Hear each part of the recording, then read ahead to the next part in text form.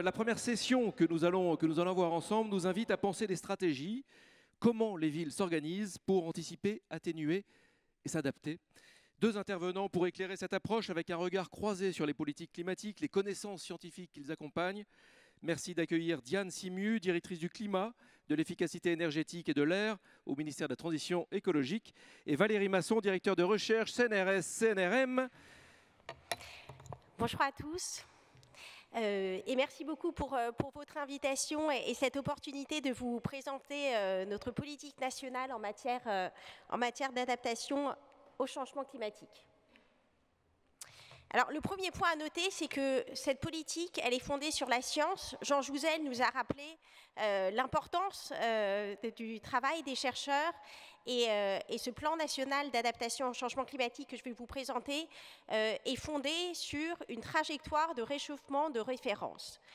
Cette trajectoire de réchauffement, elle se fonde sur le fait que les engagements qui ont été pris par les États au niveau mondial, Jean Jouzel l'a dit, nous emmène sur une trajectoire de réchauffement de 3 degrés aujourd'hui, d'ici à 2100. Or, la France, l'Europe de manière générale, se réchauffe plus rapidement que le reste du monde. Et donc 3 degrés pour le monde, ça veut dire 4 degrés pour la France métropolitaine. On a déjà un réchauffement de 1,7 degré en France métropolitaine. Il devrait atteindre 2 degrés en 2030, 2,7 degrés en 2050 et 4 degrés en 2100 si cette trajectoire si le monde ne dévie pas de cette trajectoire de 3 degrés. Un point qui est important, se préparer à un réchauffement de 4 degrés, ce n'est pas renoncer à l'accord de Paris. Je pense que ce point est essentiel. Quand Christophe Béchu avait, début 2023, présenté pour la première fois cette trajectoire de référence de réchauffement, on a beaucoup entendu « vous vous préparez à un réchauffement de 4 degrés, c'est donc que vous ne croyez plus à l'accord de Paris ». Non, évidemment non. La France reste extrêmement engagée dans l'accord de Paris, respecte d'ailleurs ses objectifs de réduction des émissions de gaz à effet de serre, mais dans le monde dans lequel nous vivons, et là encore, Jean Jouzel l'a rappelé, le contexte géopolitique fait qu'il faut qu'on se prépare à l'éventualité où l'accord de Paris n'est pas respecté. Et c'est notre responsabilité de préparer les conséquences sanitaires, les conséquences économiques, les conséquences environnementales de ce réchauffement. Et c'est donc l'objet de cette trajectoire de réchauffement, de référence. On l'appelle la TRAC. Entre nous, qui est vraiment le fil rouge de notre plan national d'adaptation au changement climatique. Donc concrètement, qu'est-ce que ça veut dire une France à plus 4 degrés? Pour visualiser ce que ça veut dire, on a raisonné en termes d'analogue climatique et donc en montrant les équivalents en termes de ville. Donc ça voudrait dire par exemple que Paris aurait le climat de Montpellier. Alors dit comme ça, on peut se dire que ça peut avoir l'air sympa d'avoir le climat de Montpellier. Malheureusement non, puisque ce réchauffement va s'accompagner d'un certain nombre de hausses d'événements extrêmes qui ont déjà commencé. Par exemple, des vagues de chaleur qui pourront durer jusqu'à 2 mois en 2050 dans le sud de la France. Des incendies. On voit aujourd'hui, on a 30% des forêts françaises qui sont à risque d'incendie. En 2050, ce sera la moitié des forêts françaises. Des sécheresses, on a déjà 2 fois plus de sécheresses que dans les années 60. On en aura d'ici 2050 3 fois plus. Et d'autres enjeux qu'on voit d'ailleurs déjà aujourd'hui, puisque dès aujourd'hui, tous les Français, toutes les régions de France, tous sont concernés par les effets du réchauffement climatique. 11 millions de maisons qui sont dans des zones à risque de retrait-gonflement des argiles, la propagation du moustique tigre avec des conséquences sanitaires majeures qui sont déjà présentes dans 78 départements de l'Hexagone, et puis d'autres impacts, déjà 1,5 million d'habitants qui sont exposés au risque de submersion marine, 20% de nos littoraux qui sont exposés au recul du trait de côte, pour vous donner quelques idées. Alors face à ce constat, le plan national d'adaptation au changement climatique vise à avoir une approche qui est vraiment holistique. Ce mot a déjà été utilisé ce matin, mais parce que le changement climatique touche tout le monde. Il va toucher toutes les villes, tous les territoires, toutes les entreprises et chacun et chacune d'entre nous. Et donc c'est l'objet de ce plan, de se poser la question dans chaque enjeu, chaque type d'acteur, quels sont les leviers qu'on peut mobiliser, quelles sont les actions à mener. Et donc l'idée, c'est de mettre en œuvre, de prévoir, planifier les actions à mener d'ici 2030 pour s'adapter progressivement au réchauffement climatique attendu d'ici 2100. Alors ce n'est pas le premier plan national d'adaptation au changement climatique, c'est le troisième qu'on fait. En quoi est-ce qu'il est différent des deux précédents? Parce qu'il y a deux différences majeures qu'on peut relever. La première, c'est ce côté, c'est la prise de conscience qui l'a accompagné. On est dans un contexte où depuis, je dirais, 2 ans vraiment maintenant, on a une prise de conscience. Moi, je l'ai vécu parce que j'étais à Matignon au moment où on a adopté le deuxième plan national d'adaptation au changement climatique. Et j'ai vraiment vu la différence de dynamique entre il y a 5 ans et aujourd'hui. Il y a 5 ans, c'était le plan national d'adaptation au changement climatique, c'était un objet du ministère de l'écologie qui intéressait essentiellement le ministère de l'écologie. Là, c'est plus du tout la même chose. Je pense que cette prise de conscience, elle est bien sûr liée au fait que la multiplication des événements extrêmes a conduit chacun à être davantage sensibilisé, mais on a une véritable implication de l'ensemble des ministères, de l'ensemble des ministres, des administrations, des opérateurs, qui est beaucoup plus forte que ce qu'on avait par le passé, et qui se sont une implication qui est tout à fait différente, et une appropriation qui fait qu'ils se sentent beaucoup plus responsabilisés dans la mise en œuvre de ce plan national d'adaptation au changement climatique.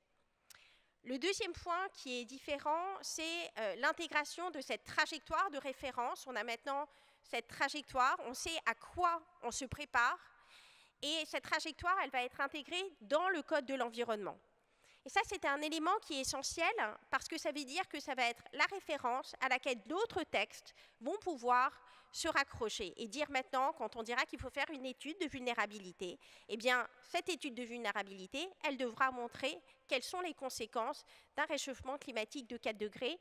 Et ça, c'est une différence majeure dans le PNAC tel qu'il est aujourd'hui.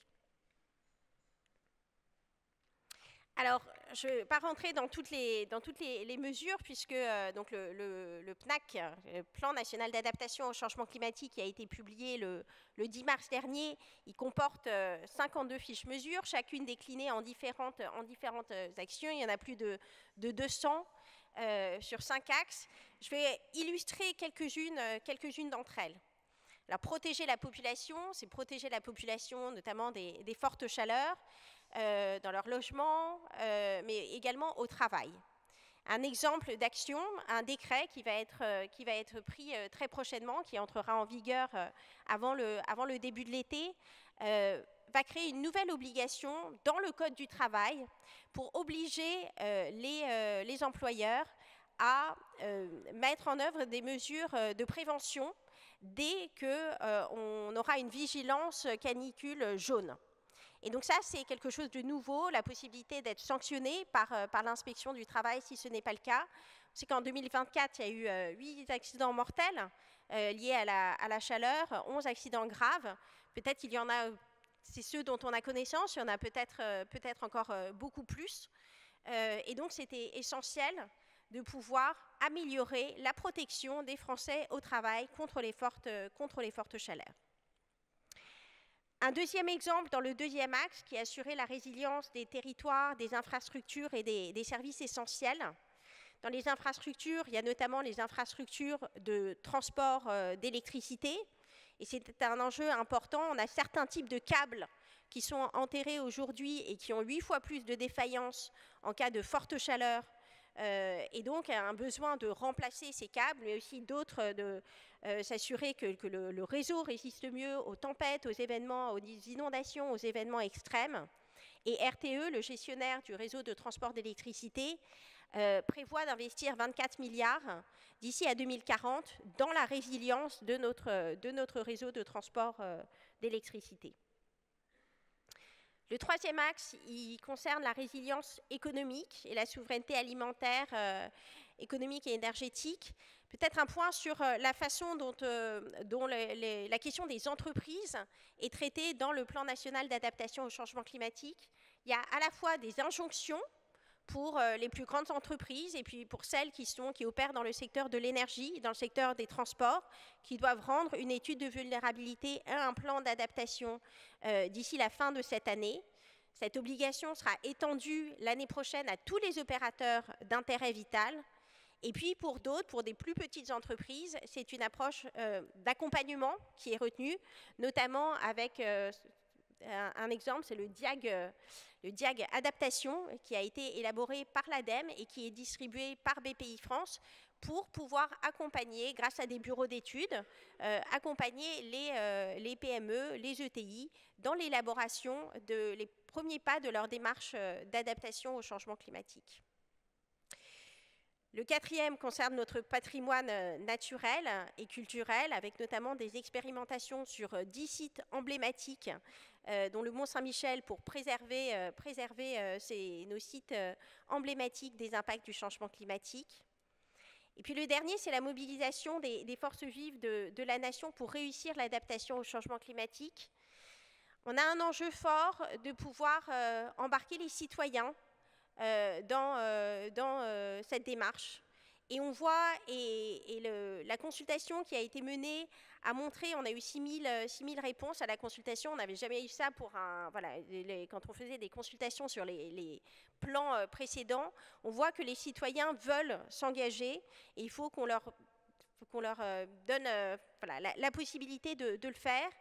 Et c'est l'objet des réserves citoyennes qui seront mises en place en s'appuyant sur les réserves communales de sécurité civile pour permettre d'appuyer, de sensibiliser en amont et puis aussi, lors d'événements extrêmes, de pouvoir apporter un appui aux forces de sécurité civile avec des citoyens qui s'engagent, qui connaissent leur village, qui savent là où il y a des personnes âgées qui ont besoin d'être aidées, qui savent où sont les réserves d'eau potable, où on peut se réfugier.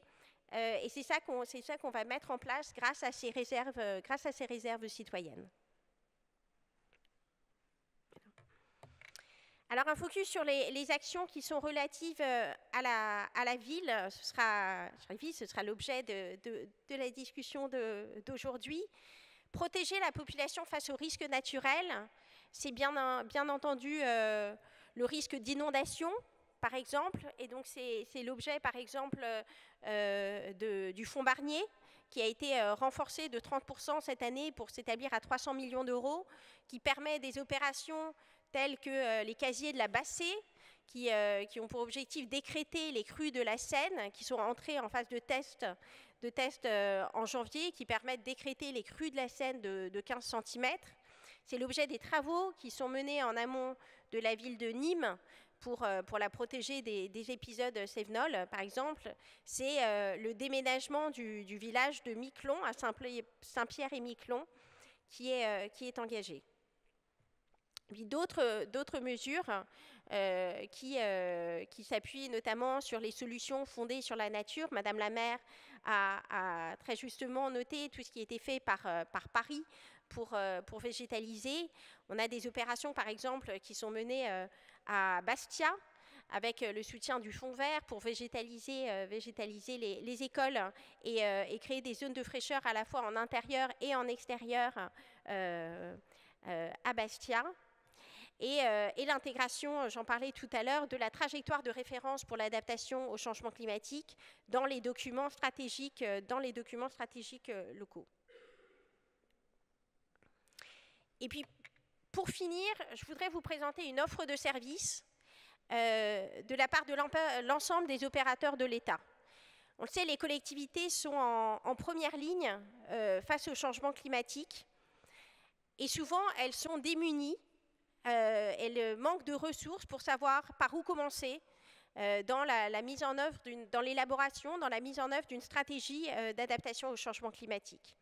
Et donc, l'objet de cette mission adaptation, qui a été présentée lors du Salon des maires par la ministre Agnès Pannier-Runacher, c'est vraiment de mobiliser tout l'appui en expertise et en ingénierie de nos opérateurs, Météo France, l'ADEME, le CEREMA, l'OFB, les agences de l'eau, la NCT, la Banque des territoires, pour accompagner, avoir un point d'entrée unique. Il y a un point d'entrée dans chaque département pour aider les collectivités dans l'élaboration de leur stratégie, dans la mise en œuvre de l'élaboration d'actions, dans l'ingénierie financière aussi, pour aller chercher les financements.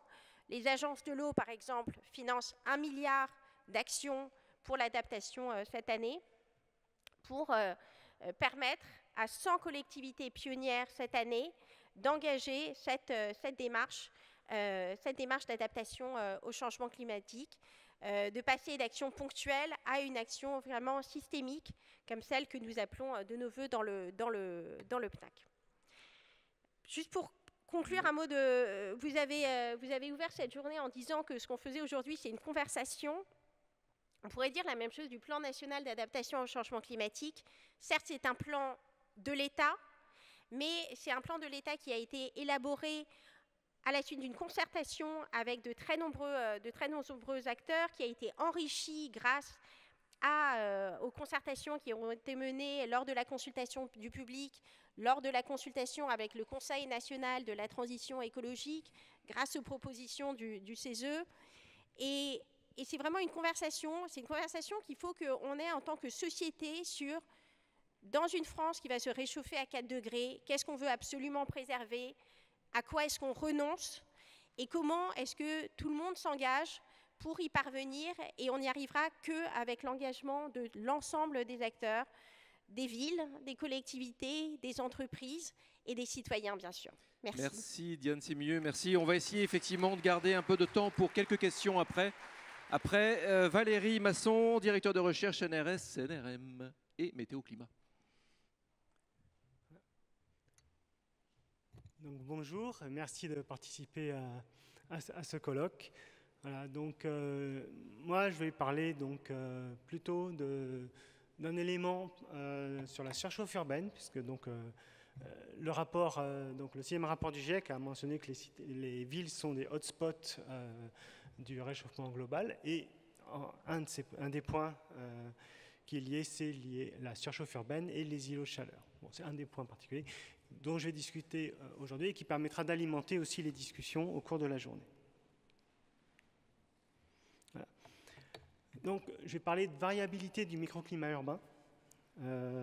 L'îlot de chaleur urbain, c'est la différence de température entre les zones rurales et les divers quartiers de la ville, qui en général peuvent être plus chauds ou pas.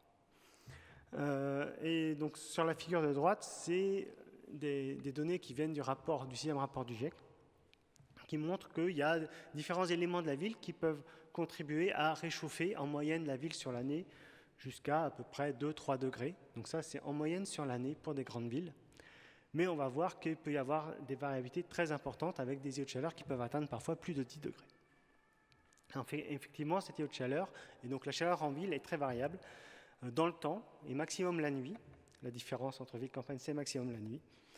Il y a des variabilités importantes entre les villes. Par exemple, une ville côtière ne va pas avoir les mêmes effets en termes de température que des villes à l'intérieur des terres.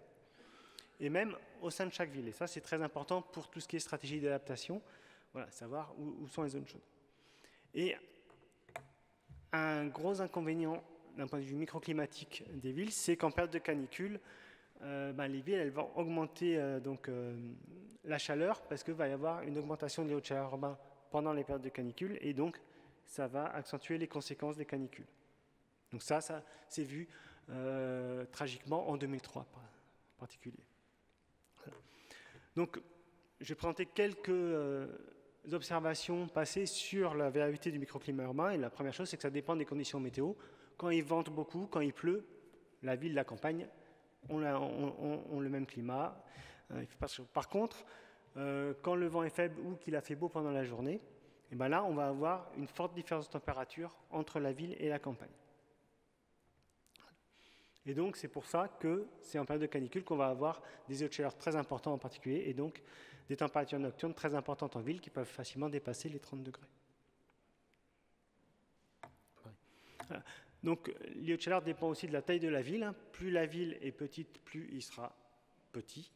Et plus la ville est grande, ou pour des mégapoles, on va avoir des îlots de chaleur qui peuvent être importants jusqu'à 10 degrés. Donc là, c'est des exemples d'îlots de chaleur. Ce qui est intéressant, c'est que ça a été mesuré entre début du deuxième moitié du XXe siècle, c'est-à-dire avant un fort réchauffement climatique. Donc l'îlot de chaleur urbain, c'est quelque chose qui est indépendant du réchauffement climatique, mais qui s'y rajoute en particulier en période de chaleur.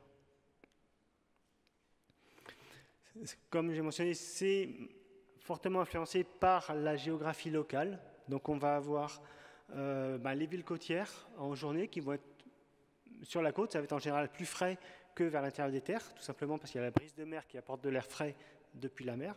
Par contre, la nuit, on va quand même avoir un îlot de chaleur plus important sur les centres-villes, même s'ils sont proches de la côte.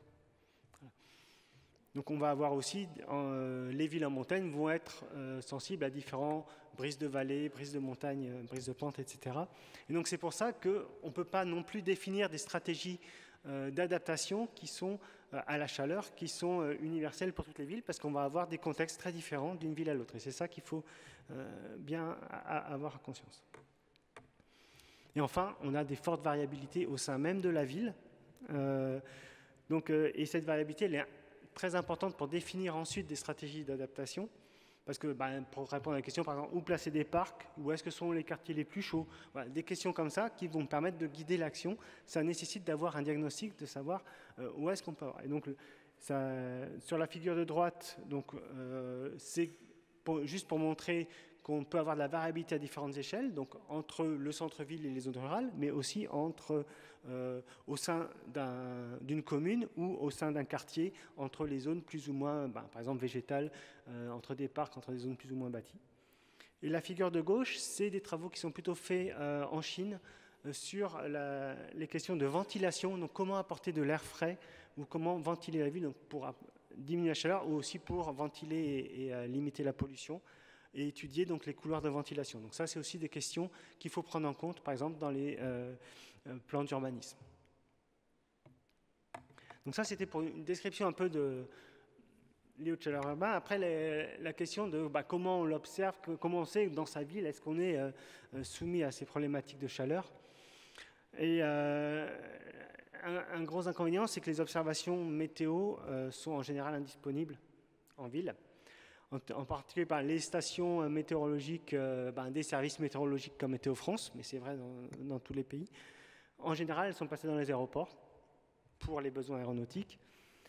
Et au mieux, dans les villes, c'est dans des parcs. Donc, par exemple, on peut voir dans le petit pictogramme qui est en haut à droite, qui est issu d'un guide de l'Organisation météorologique mondiale sur l'îlot de chaleur urbain. On voit qu'on a une station en centre-ville, un parc, et puis une station rurale. Et en ville, par exemple, des stations météo de Météo France, il y en a une à Marseille dans un parc, il y en a une à Lyon dans un parc, et il y en a une à Paris, au parc Montsouris. Voilà. Et les autres villes n'ont même pas de station officielle de Météo France. Ensuite, on a à Paris, depuis quelques années, la station de la Riboisière, qui est là au sein d'un hôpital en centre-ville et qui est là beaucoup plus représentatif de la chaleur, comme on va pouvoir le voir. Donc il y a aussi des réseaux météorologiques qui peuvent être installés soit par des chercheurs en climatologie urbaine, soit par des collectivités et des villes. Et donc ce nombre-là est en augmentation. Donc ça permet c'est des professionnels qui là mettent des stations pour observer justement, quantifier les hauts de chaleur urbains. Et donc là, j'ai fourni un exemple, par exemple, sur la ville de Novi Sad en Serbie, où il y a des groupes de climatologie urbaine qui étudient le climat à Novi Sad. Et on voit qu'il y a le centre-ville qui est plus chaud la nuit en période de canicule par rapport aux zones rurales, mais il y a tout un gradient de différence de température dans les zones périurbaines entre ces deux extrêmes. Et enfin, il y a récemment le crowdsourcing qui peut permettre d'avoir des observations. Donc il y a par exemple les stations d'Etatmo, qui sont donc, plus de 10 000 stations d'Etatmo en région parisienne, par exemple, qui peuvent permettre d'avoir des cartographies. Il y a aussi par exemple les voitures connectées, quand vous avez la température affichée sur votre tableau de bord, des voitures récentes qui peuvent renvoyer cette information, et ça peut permettre de faire des cartographies aussi d'îlots de chaleur urbains, comme là c'est le cas par exemple sur la ville de Barcelone, qui est une ville côtière. On voit que pendant la journée, on a des températures plus fraîches dans la ville que dans les zones rurales à l'intérieur des terres, du fait de la brise de mer, mais par contre, on a un îlot de chaleur de 8 degrés en moyenne sur le mois d'août 2018, pendant les nuits dans le centre de Barcelone. Donc, et finir par décrire un peu après comment cette connaissance on peut la mettre en pratique. Donc, il faut déjà connaître quels sont les phénomènes physiques qui mènent à la surchauffe urbaine et à l'îlot de chaleur urbain. Et donc, c'est ce qui a été aussi mentionné dans un précédent rapport du GIEC, c'est donc la géométrie des villes et le fait d'avoir des matériaux imperméables, le béton, les tuiles, les pierres, etc. Et qui stockent la chaleur pendant la journée, la chaleur qui vient du soleil, et qui la restitue la nuit, et qui crée donc cette différence de température entre ville et campagne. Et aussi, il y a des rejets de chaleur directe, par exemple par la climatisation, qui prend la chaleur dans les bâtiments, qui la rejette dehors, qui joue aussi un petit peu, qui aggrave un petit peu le phénomène, de l'ordre de typiquement 1 degré pour une grande ville. Donc après, ces phénomènes physiques-là, on peut les inclure dans les modèles météorologiques ou climatiques pour évaluer des scénarios, évaluer l'actuel et évaluer aussi des scénarios soit climatiques, soit d'adaptation. Donc on prend en compte donc, dans des modèles de canopée urbaine une forme simplifiée de la ville. On ne peut pas avoir tous les bâtiments dans les modèles météo, c'est beaucoup trop compliqué. Mais par contre, on peut prendre une grande partie des phénomènes physiques dont j'ai parlé juste avant et les mettre dans les modèles météo à très fine échelle, comme un exemple à droite, où on peut voir donc des simulations à 100 mètres de résolution d'une journée de la canicule de 2022 à Paris, où on avait justement fait des mesures météo pendant cette période-là. Et on voit très bien les deux grands bois, Boulogne et Vincennes, mais on voit aussi qu'on est capable de voir les zones de fraîcheur, par exemple le parc du Luxembourg, le parc Montsouris, etc. On peut voir des détails à ces échelles-là. Donc c'est des outils qui sont très utiles pour justement voir quelles sont les zones qui restent chaudes la nuit, où les gens ne peuvent pas récupérer. Et puis ces modèles de canopée urbaine, ils sont maintenant implémentés dans les tout nouveaux modèles climatiques à haute résolution, donc résolution de 3 km, qui permettent de faire des projections climatiques sur le siècle. Valérie, il va falloir bientôt conclure, si nous voulons justement avoir au moins 2 questions de la part de la salle. Voilà, donc on a besoin de données pour les villes, donc on a besoin de données à très fine échelle et partout pour justement arriver là, à ces quantifications. Et donc on a des outils comme les Local Climate Zones qui sont appréhendables par les urbanismes parce que c'est de l'occupation du sol. On a besoin aussi de beaucoup d'autres données. Et c'est là que les interactions entre les scientifiques et les villes sont très intéressantes parce que les villes disposent de beaucoup de données qui permettent d'améliorer le diagnostic, d'améliorer la connaissance et ensuite justement l'action basée sur ces quantifications de diagnostic. Voilà. Et donc là, je voulais juste montrer un exemple qu'on a besoin d'informations locales. Donc ça, c'est un exemple de l'agence d'urbanisme de Toulouse. Donc c'est un atlas climatique qui a été fait à l'échelle de toutes les communes et donc au sein de chaque commune de tous les quartiers de l'agglomération de Toulouse Métropole pour quantifier la surchauffe et les zones où l'îlot de chaleur urbain est faible, moyen ou fort. Donc on peut voir en plage de couleurs. Et donc on voit en fait avec cet exemple-là la nécessité de travailler à échelle vraiment locale pour pouvoir cibler des stratégies d'adaptation. Voilà. Donc je vous remercie juste pour mentionner que il y a l'OMM qui a écrit des guides sur les services climatiques urbains justement pour conceptualiser en fait tout ce processus qui permettent de mener à l'action pour cibler des problématiques urbaine et améliorer l'adaptation. Merci beaucoup Valérie Masson.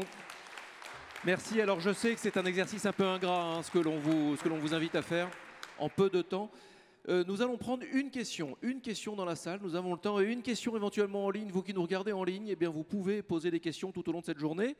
Elles m'arrivent ici, là, elles sont modérées par Dominique Margouti, et que vous allez voir tout à l'heure, et qui me les relaie.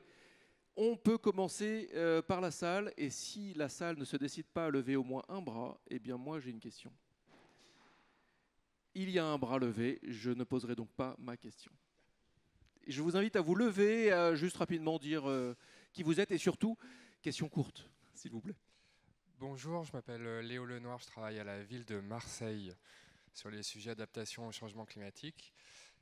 On travaille sur la surchauffe urbaine. Et la question que je me pose, c'est comment on peut remodeler une ville pour favoriser la circulation de l'air, installer des parcs, etc., sachant que le renouvellement urbain se fait à une vitesse d'1% par an en moyenne. Voilà une question courte qui appelle une réponse la plus courte possible. Ça peut être avec vous deux, oui. Valérie. Voilà. Ben, c'est effectivement l'objectif, c'est effectivement d'éclairer avec la science ce que l'on peut faire dans la ville. Après, comment donner des solutions? On peut donner des solutions générales. On ne peut pas donner les solutions particulières à chaque ville. Parce que, comme je l'ai mentionné, chaque ville va être différente. Chaque ville va avoir ses caractéristiques spécifiques, notamment en termes de surchauffe urbaine. Et c'est uniquement via la connaissance locale qu'on peut mettre en place des adaptations vraiment spécifiques. Mais on a besoin d'avoir un éclairage pour ça. Donc après, comment mettre en œuvre accélérer ces transitions? Donc ça sera évoqué voilà, dans le prochain rapport spécial sur les villes, dont a parlé Bart et dont je suis auteur. Mais aussi, ça sera discuté tout au long de cette journée. Donc je ne vais pas m'avancer maintenant pour répondre à cette question, puisque ce sera discuté par tous les autres intervenants aujourd'hui. C'était la carte Joker. Merci beaucoup, Valérie. Moi aussi, je voulais faire du teasing pour l'intervention tout à l'heure de David Marchal de l'ADEME, qui, je pense, parlera de la démarche Plus fraîche ma ville de l'ADEME pour accompagner les villes précisément face à ce type de défi. Nous aurons David Marchal et également Élodie Briche, la chef de projet Plus fraîche ma ville, qui exposera tout ça et qui pourra vous répondre, Léo, à votre question. Bravo à vous pour ces deux jokers. Et merci. On peut vous applaudir et on peut continuer à discuter avec vous pendant les temps de pause. Merci à vous.